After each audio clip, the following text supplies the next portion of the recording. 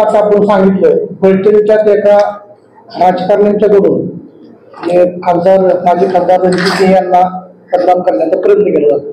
ते नक्की ते नेते कोण आहेत, नाव आहे ते नेते कोण आहेत मी तुम्हाला सांगतो. तुमच्याच माध्यमातून गेल्या काही दिवसापूर्वी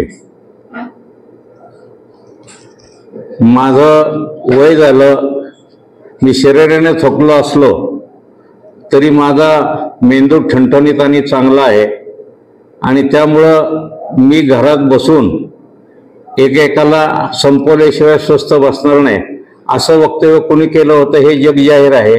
फलटण तालुक्यातील लहान मुलांच्या पासून वृद्धांच्यापर्यंत ज्येष्ठांच्यापर्यंत माहिती आहे आणि माझ्या माहितीप्रमाणे तुमच्या माध्यमातून सगळ्या तालुक्यांना आणि सातारा जिल्ह्यांना हे वक्तव्य ऐकलेलं आहे.